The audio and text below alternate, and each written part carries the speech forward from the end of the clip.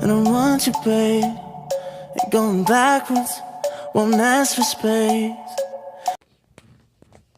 Yo, what is up, you scarers? Today we're going to be watching the top dumbest reasons people got arrested. Let's get started.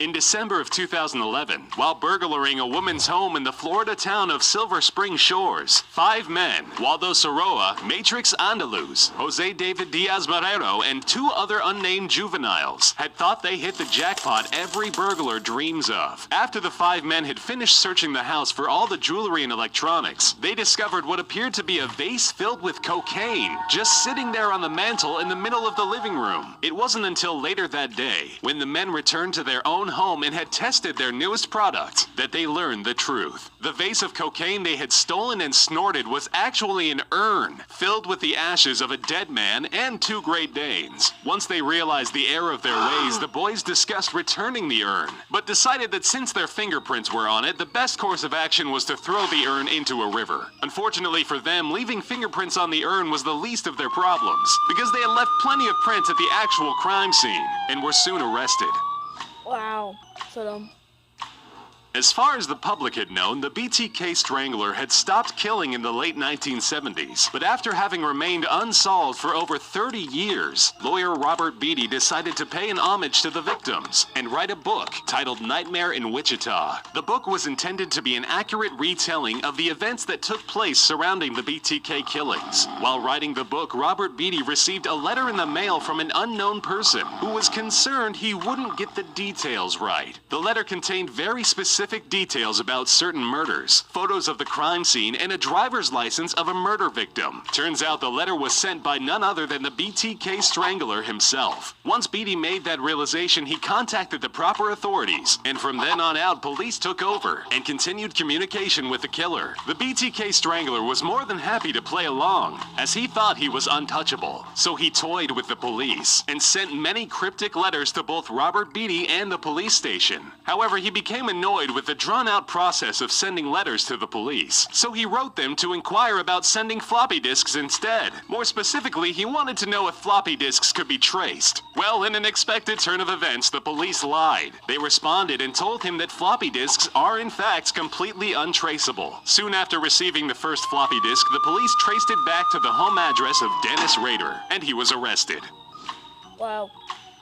Imagine the horror you'd feel if you found out that your significant other is wanted for murder. Well, for one bachelorette on a dating show, this plot twist was a reality. In 1998, Wu Gong had become wanted by the police for the murder of a man. Before officials could make an arrest, Wu vanished and stayed hidden for nearly 13 years. Not a single viable lead had presented itself in the case in years. He left the public as well as the police scratching their heads in wonder. But I guess being a fugitive on the run must make the dating game a little too difficult, because Wu Gong, under a false identity of Lu Hao, decided to seek help through Happy League, a Chinese dating show. Wu Gong was able to captivate the audience with his bubbly personality and his enchanting singing voice. However, his adorable disguise wasn't good enough to fool one viewer at home, who recognized him as the wanted man of 1998 and called the police, who promptly arrested him. Which is a shame, because Gong had almost made it to the season finale.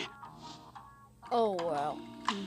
In the late 1970s, citizens of the United Kingdom were forced to live in fear as an unknown madman, dubbed the Yorkshire Ripper, roamed their city streets. All the police knew about the Yorkshire Ripper was that he was a tall white male, and he would primarily target young female prostitutes, which admittedly isn't much to go on. For nearly 5 years, it seemed like the police were getting nowhere near catching this guy. That was until January 2nd of 1981, when Peter Sutcliffe was stopped by a police officer for soliciting with a known prostitute. During the standard police check, it was revealed that Peter's car had false number plates, and he was arrested. It just so happens that Peter was carrying the murder weapon of his previous victim. He planned on ditching the weapon after he used it on his next victim, the prostitute in his passenger seat. However, Peter's luck hadn't run out just yet. Against all odds, the police didn't discover the weapon on his body, so they were clueless that they had the Yorkshire Ripper locked up. Until later that day, when they caught Sutcliffe attempting to flush the weapon down the toilet in his prison cell. That is when Peter's luck had run out. We're all guilty of accidentally making a butt dial once or twice in our lives. And for some, an accidental butt dial can lead to an embarrassing situation. But for others, they can become incriminating evidence, which is the case for one local man in Lexington, Kentucky, who sought out to carjack a few vehicles. But much to his dismay, his plan was foiled by the little electronic in his back pocket. During his carjacking attempts, the Lexington man butt dialed 911. Not once, not twice, but 4 whole times. Simply because he forgot to lock his phone screen. It goes to show, no matter how smart the device, human stupidity will always prevail.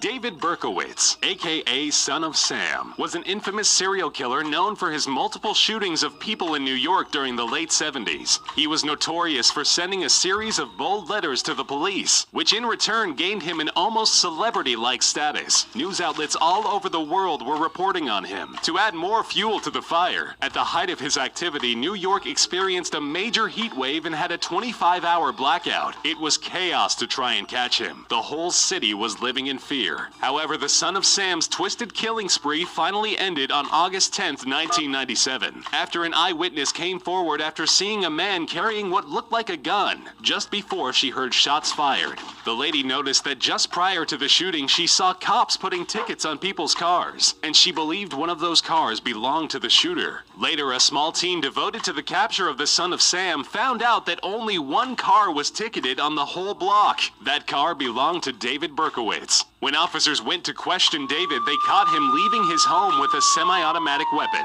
sealing his fate. Berkowitz admitted that if the police hadn't intervened with him that day, he would have used the rifle to kill another victim. He was given 25 years to life. While on the loose in 2010, the Angeles City Killer, known for his murderous robberies, had his face plastered all over Philippines news stations. The police were getting desperate. All they had was a photo of him taken from a security camera. What made the Angeles City Killer so terrifying was that he preferred to rob homes when the place was occupied. His system was to simply knock and wait until someone opened the front door. That's when things would get bad. As soon as the door was opened, he began shooting, usually killing every resident inside before he would steal all of their electronics. His system was so simple yet deadly that he left virtually little to no evidence, aside from the body count, of course. The police were stumped. Luckily, they were about to get the big break that they needed when a witness surfing the web recognized the Angeles City Killer by the photos on his Facebook profile. Police were called and Mark Dazan was arrested and charged with the murder of 9 people. In May of 2013, a Florida teen was about to learn a lesson about karma, and he was going to learn it the hard way. After having the police called on him for having attacked and beaten a 61-year-old lady, the Florida teen was on the run. He managed to hop a few fences, but soon found himself exhausted. Luckily, he spotted a kind man who offered to take the teen in and help him hide from the police. Once inside, the teen sat himself in the living room and told his story. The teen was so wrapped up in explaining how he was wrongly accused that he failed to notice the ham radio on the coffee table and the many photos of a man wearing a uniform. I guess it was time for karma to kick in because unbeknownst to the teen, the man whose home he had just entered was an off-duty officer who had just listened to this whole case on his radio. The officer cuffed the teen and the two waited on the front porch until backup arrived. The teen was later charged with aggravated battery. In February of 2008, 2 masked men armed with machetes burst into a bar and began threatening the staff and demanding all the cash the joint had. It wasn't until the 2 men got a good look at the customers that they realized their mistake. The place they were robbing was a popular hangout spot for a particularly nasty group of bikers. In fact, the place had over 50 officers in the building at the moment. Before the men could make a move for the exit, they were tackled to the ground and handed over to the proper authorities. Next time they'll know to be a little more familiar with the place they plan on robbing, if there'll even be a next time. Loose lips sink ships, a popular idiom that acts as a warning about the danger of having unguarded conversations. But not all heed the warning that this phrase preaches, which is evident by the culprit of an alleged home robbery in a Calgary town. In July of 2010, Officer Karanjit Meharu responded to a call about a possible break and entry. When he arrived, he was greeted by a hysterical lady who claimed to be a victim that had all of her valuables valuables stolen. Before the officer had time to inspect the crime scene, the lady received a call from her concerned father asking what had happened. Thinking she had just pulled the perfect crime, the lady explained in French to her father that the whole thing was a carefully crafted insurance scam, and that she had broken a window in her home and had hidden all of her valuables. Little did she know that she had just foiled her own clever ploy, because Officer Miharu, who was standing right next to her, happens to speak fluent French, as well as 7 other languages: English, Punjabi, Hindi, Urdu, Arabic, and Gujarati. The lady was then arrested and charged with mischief. In a later interview, Officer Miharu was quoted saying, "She didn't expect a brown guy to speak French. By the end, I had about 10 pages of notes, and I said, merci beaucoup."